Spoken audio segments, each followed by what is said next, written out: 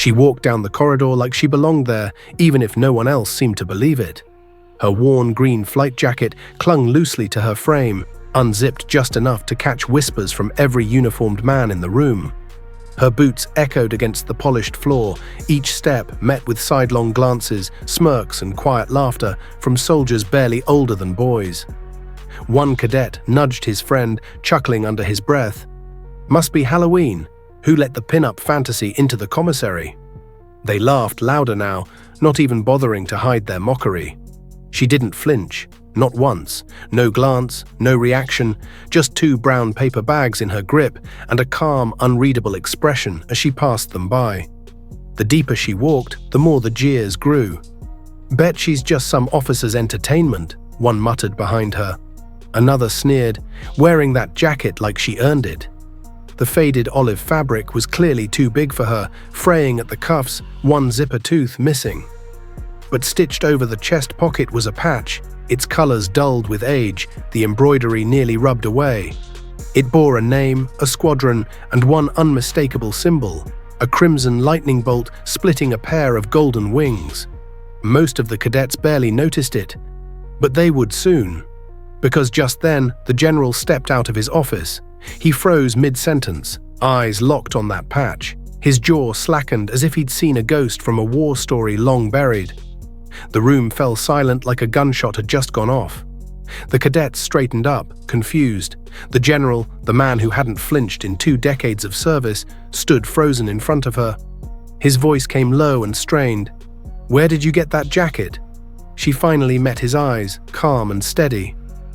"My brother," she replied, "Captain Ray Monroe. Black Star Squadron."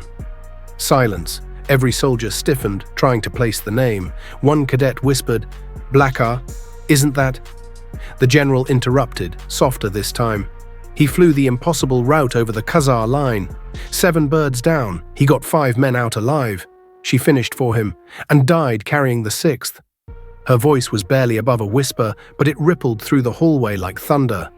The general stepped forward, the sternness in his eyes now glazed with respect, and something deeper. "Ray Monroe was the best damn pilot I ever trained," he murmured. "He had a sister. I remember. You were just a kid back then." She nodded. "I grew up. And I joined, not to fly, just to serve." One of the cadets stammered, "Wait, Mom, you're military." "Logistics, 4 years. Injured during a supply run in Kandahar, medical discharge." She raised her arm slightly, revealing a subtle scar along her shoulder.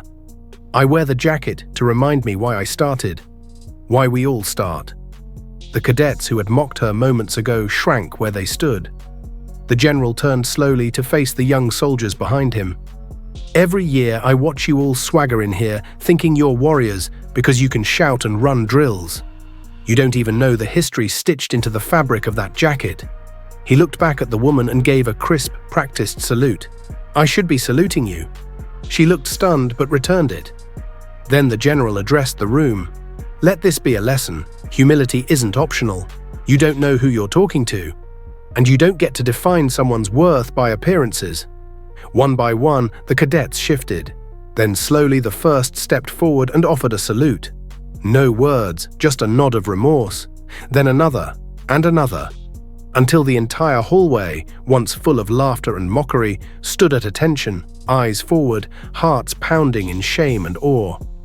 The woman gave a soft smile, adjusted the paper bags in her hand, and said gently, "Rai used to say, courage isn't loud.